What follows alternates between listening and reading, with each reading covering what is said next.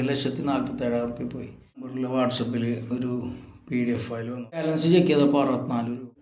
James സാറിനെ വിളിച്ചിട്ട് ഞാൻ പറഞ്ഞു.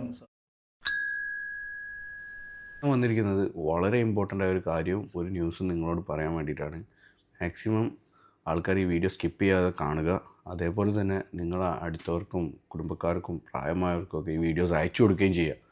കാരണം ഓൺലൈൻ തട്ടിപ്പിൻ്റെ പല അവസ്ഥാന്തരങ്ങളും നമ്മൾ കണ്ടുകൊണ്ടിരിക്കുകയാണ്.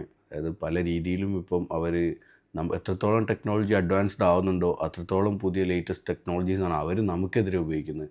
അപ്പം ഒരു OTP പോലും കൊടുക്കാതെ എൻ്റെ ഒരു സുഹൃത്ത് തൃശ്ശൂർ പാവറട്ടി സ്വദേശി മുഹ്സിൻ എന്ന് പറഞ്ഞ എൻ്റെ ഒരു സുഹൃത്തിൻ്റെ കയ്യിൽ നിന്നും ഏകദേശം 2.5 ലക്ഷം രൂപയാണ് അദ്ദേഹത്തിൻ്റെ അക്കൗണ്ടിൽ നിന്നും ഇതേപോലെ ഓൺലൈൻ തട്ടിപ്പിൻ്റെ ടീം എടുത്തു പോയത്. ഏതായാലും അതിൻ്റെ ഡീറ്റെയിൽസ് അദ്ദേഹം തന്നെ പറയും, നിങ്ങളൊന്ന് കേട്ട് നോക്കുക. ഏതായാലും വളരെ ഇമ്പോർട്ടൻ്റ് ആയ ഒരു മെസ്സേജാണ്, എല്ലാവരും ഫുള്ള് കാണുക.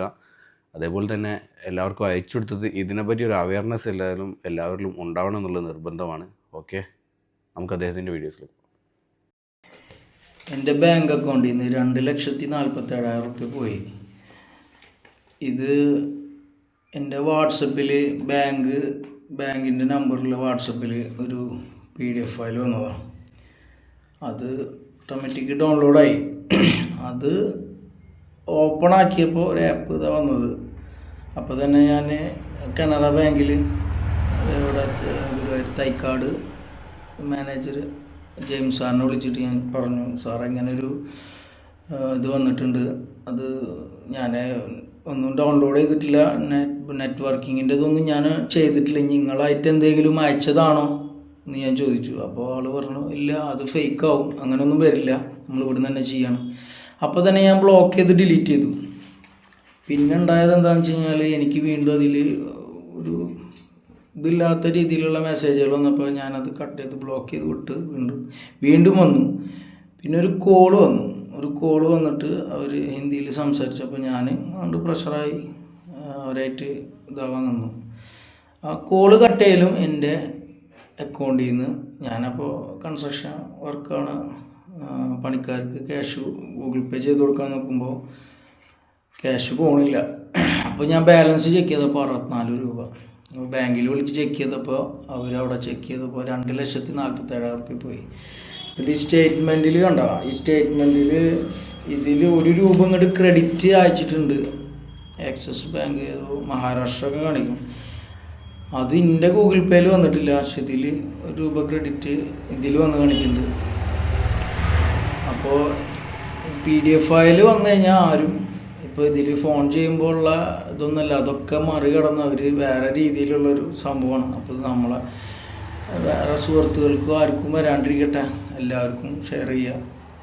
അങ്ങനൊരു ചതി ഇത് ആർക്കും മനസ്സിലാവില്ല. അപ്പോൾ നമ്മളെ വിളിച്ചിട്ട് ആധാർ കാർഡിൻ്റെ നമ്പർ അയക്ക്, പാൻ കാർഡിൻ്റെ നമ്പർ അയക്ക്, നിങ്ങൾക്ക് അത് അടിച്ചിട്ടുണ്ട്, ഇത് അടിച്ചിട്ടുണ്ട്, ലോട്ടറി അടിച്ചിട്ടുണ്ട്, അങ്ങനെയൊക്കെ പറഞ്ഞ് വിളിക്കുമ്പോൾ നമുക്കറിയാം ഇത് എങ്ങനെ കണ്ടുപിടിക്കുക, ഇത് മനസ്സിലാവണ്ട. ഇതൊരു PDF ഫയൽ വന്ന് അത് ഓപ്പൺ ആക്കുമ്പോഴത്തേനും ക്യാഷ് പോയി എന്ന് പറയുമ്പോൾ എന്താ.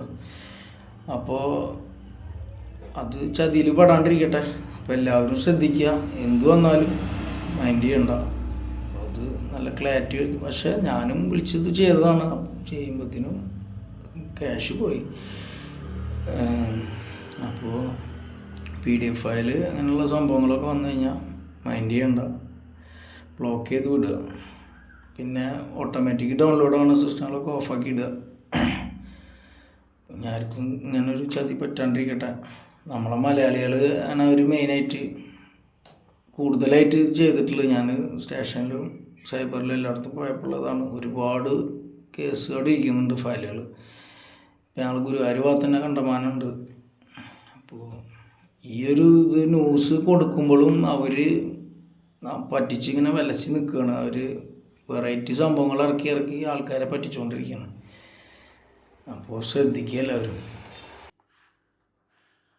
അപ്പോൾ നിങ്ങൾ കണ്ടിട്ടുണ്ടാവും എന്താണ് മുഹ്സിൻ പറഞ്ഞതെന്നും അതിലെ കാര്യങ്ങളൊന്നും. അത് ഫുള്ളായിട്ട് അദ്ദേഹം തന്നെ പറഞ്ഞത്, അതാണ് ഞാൻ നിങ്ങൾക്ക് മനസ്സിലായിക്കോട്ടെ വെച്ചിട്ട്. ഏതായാലും നമ്മൾ ശ്രദ്ധിക്കേണ്ടത് നമ്മളറിയാത്ത നമ്പറുകളിൽ നിന്ന് വരുന്ന മെസ്സേജുകൾക്കോ അതേപോലെ ലിങ്കുകൾക്കോ ബാങ്കിൽ നിന്നാണ്, പോലീസ് സ്റ്റേഷനിൽ നിന്നാണ്, കോർട്ടിൽ നിന്നാണ് എന്നൊക്കെ പറഞ്ഞ് പല രീതിയിലും പല രൂപത്തിലും അവർ നമ്മളെ കോൺടാക്റ്റ് ചെയ്യാൻ ശ്രമിക്കും. ചിലപ്പോൾ അത് ഒരു ഫോൺ കോൾ ആയിരിക്കും, ചിലപ്പോൾ ഒരു വാട്സപ്പ് മെസ്സേജ് ആയിരിക്കും, ചിലപ്പോൾ ഒരു എന്താ പറയുക ഒരു ഇപ്പോൾ ചിലർക്ക് വീഡിയോ കോളായിട്ട് വരും, അപ്പോൾ ഡിജിറ്റൽ അറസ്റ്റ് ആയിട്ട് വരും. പല രീതിയിലാണ് അവരത്രയും അഡ്വാൻസ്ഡ് ആയിക്കൊണ്ടിരിക്കുകയാണ്. അപ്പോൾ നമ്മളും അത്രയും എന്താ പറയുക അഡ്വാൻസ്ഡ് ആവാതെ ഇരിക്കാൻ സാധിക്കില്ല. ഇനി ഇൻ കേസ് അങ്ങനെ എന്തെങ്കിലും വന്നോ, നിങ്ങളൊരു ഡിജിറ്റൽ അറസ്റ്റോ അങ്ങനെ എന്തെങ്കിലും വന്നാൽ നിങ്ങൾ പെട്ടെന്ന് തന്നെ നിങ്ങൾ നിയറസ്റ്റ് പോലീസ് സ്റ്റേഷനുമായിട്ട് കോൺടാക്ട് ചെയ്യുക, അല്ലെങ്കിൽ ഗവേണിംഗ് അതോറിറ്റീസുമായിട്ട് കോൺടാക്ട് ചെയ്യുക. അത്ര തന്നെ ചെയ്യാനുള്ളൂ. ഏതായാലും ഇനിയും ഇതേപോലൊരു സങ്കടകരമായ സംഭവം നമ്മുടെ നാട്ടിൽ ഉണ്ടാവാതിരിക്കട്ടെ എന്നും ആർക്കും ഇനി ഒരു പണം നഷ്ടപ്പെടാതിരിക്കട്ടെ എന്നും നമുക്ക് ഏതായാലും പ്രാർത്ഥിക്കാം. Thank you for watching.